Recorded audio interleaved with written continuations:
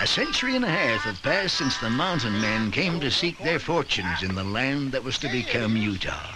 They were fur trappers, frontiersmen, soldiers of fortune who traveled alone with no home but the packs on their backs. Their names were Broken Hand Fitzpatrick, William Sublette, Jedediah Smith, Jim Bridger. In the springtime of 1825, they came down from the mountains to rendezvous in the high valleys of the Wasatch. It was the social event of the season, a time for the renewing of old bonds and the making of new ones. It was a time for trading and the telling of tall tales, for shooting matches and contests of skill. Above all, it was a time for celebration.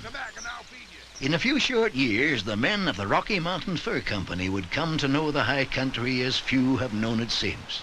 Still, much of the territory remained to be discovered, and 2 generations would pass before a government surveyor named John Wesley Powell would set out to explore the canyons of the Green and Colorado rivers.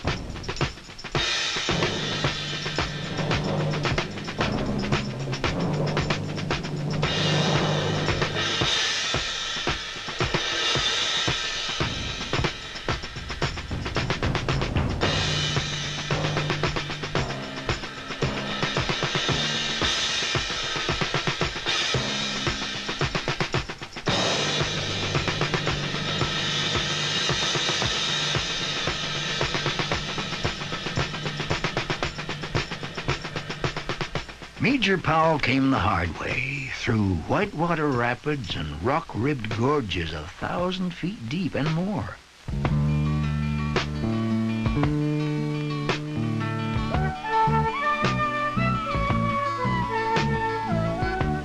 Though many modern-day explorers still prefer to rough it on the rapids, today there's still an added attraction. From the bridge at Height to Glen Canyon Dam, the expansive waters of Lake Powell afford a new brand of adventure afloat.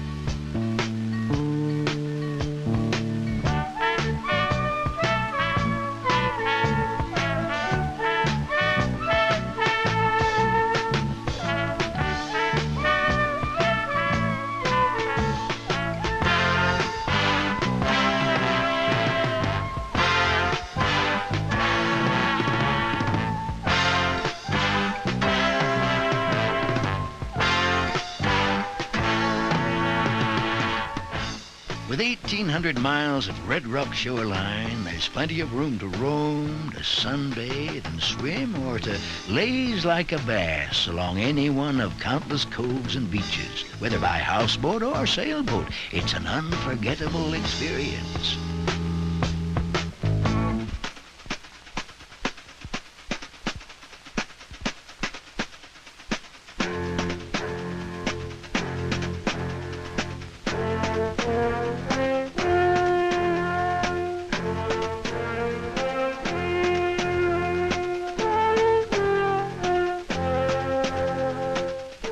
Above the waters of Lake Powell, beyond the turbulent canyons of the Colorado, a different kind of vista unfolds. The result of eons of wind and weather, the Red Rock Desert of southeast Utah is a geological paradise, 1 billion years in the making.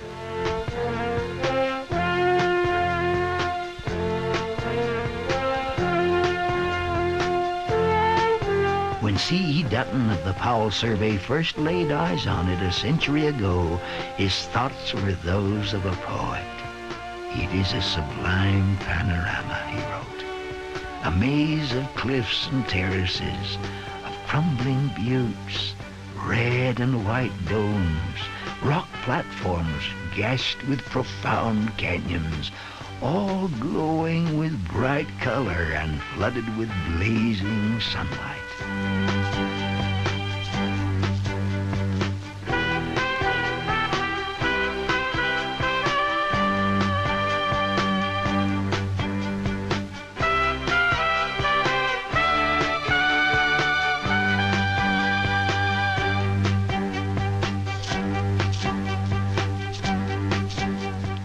Once the homeland of long-vanished cliff dwellers, the high desert of the Colorado Plateau remains a place of unparalleled natural beauty, preserved today in the 5 national parks of Canyonlands, Arches, Capitol Reef, Bryce, and Zion.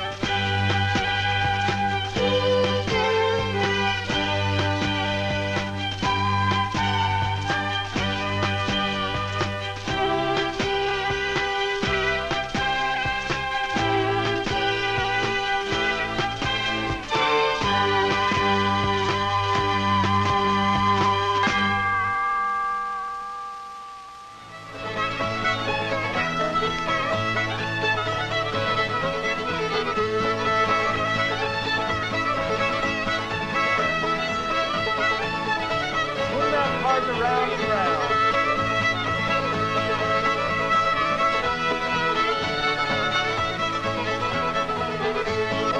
On your partner one more time. Now balance in and give a big thank you.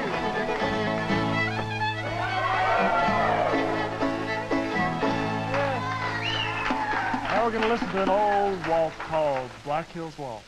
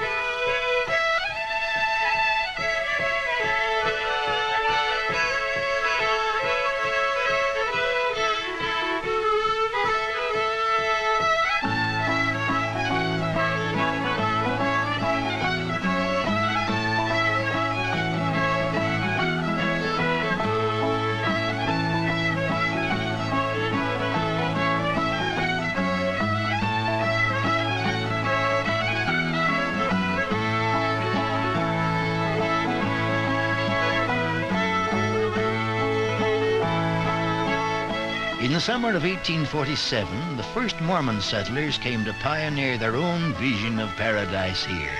They were farming folk, determined to make the desert blossom. By inspiration and irrigation and plenty of perspiration, the dream soon became reality.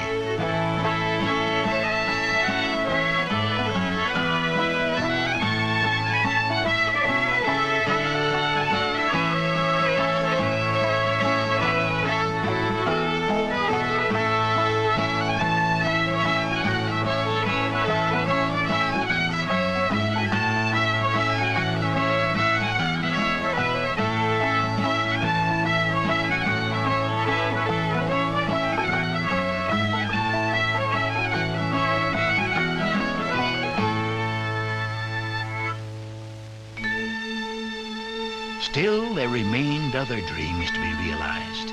From ancient riverbeds of the Uinta Basin would come evidence of yet another time and place when giants inhabited the earth.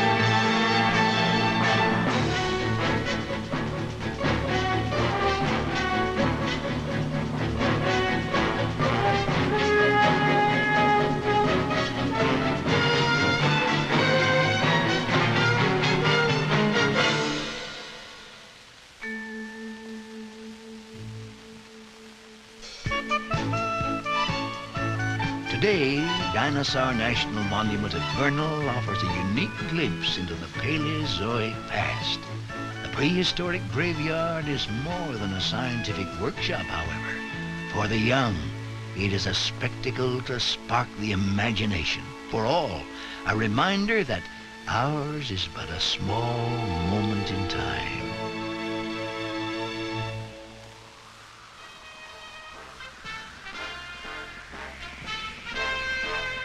The place, Promontory Summit, Utah. The time, May 10th, 1869. Welcome. The last spike needed to unite the Atlantic and the Pacific by Here, 690 miles east of Sacramento, 1,086 miles west of Omaha, officials of the Central and Pacific Railroads met to celebrate the completion of the first transcontinental railroad. Today, visitors to Utah's Golden Spike Monument are invited to relive the excitement of that historic day. The driving of the Golden Spike was more than a wedding of East and West. Where railroad workers pitched their tents, new settlements would spring up. On the tracks of the Iron Horse would follow a new influx of trade, commerce, and culture.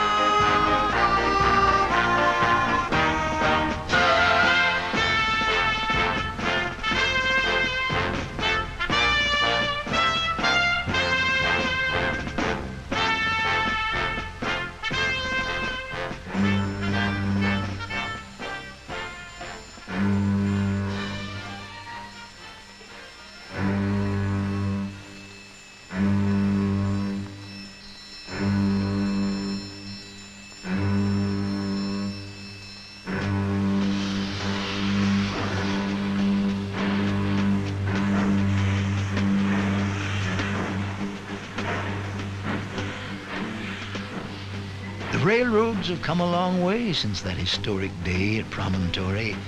But here in Provo Canyon, the age of the Iron Horse comes alive for a new generation as the nostalgic whistle of the steam locomotive echoes through the hills.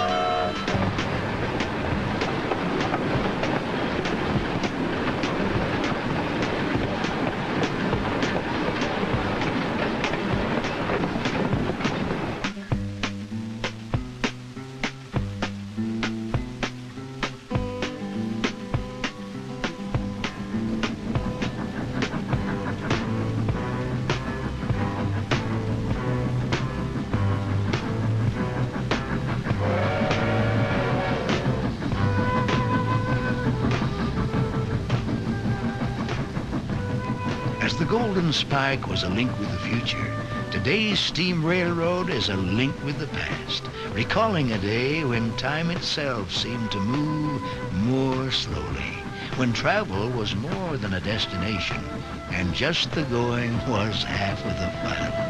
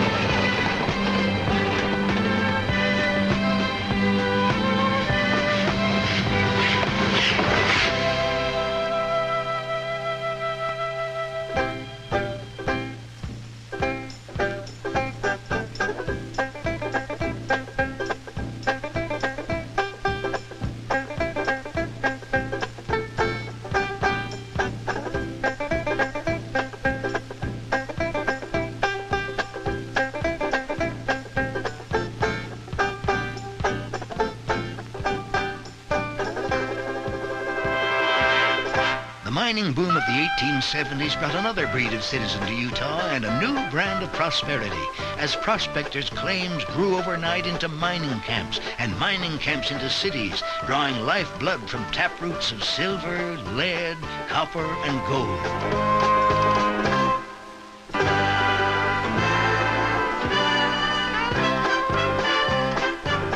Today, the once faded storefronts of Park City have been restored, and yesteryear's boomtown is booming as never before.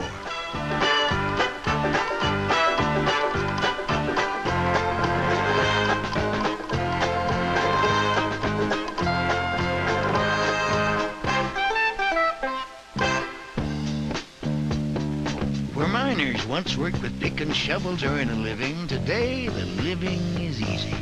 Recreation is the main occupation in today's Park City, and winter or summer, the slopes offer a mountain of good times.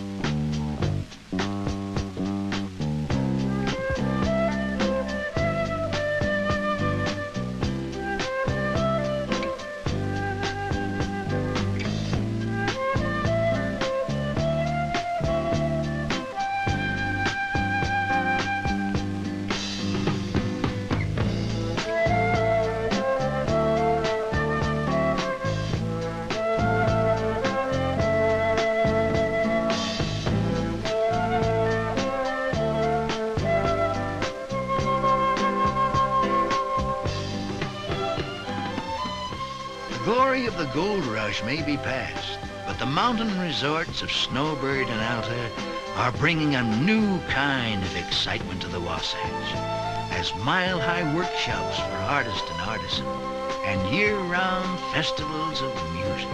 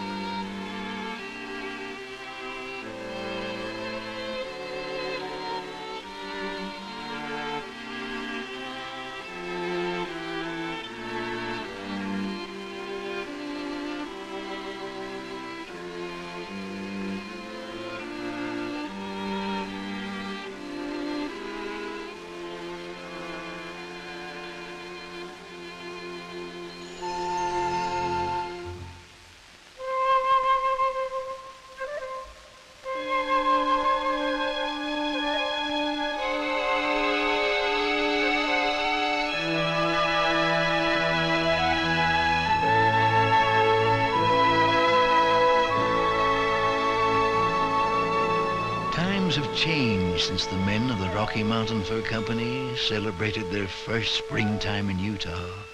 Yet with the coming of a new year, in the dawning of another season, is reborn the promise of the frontier.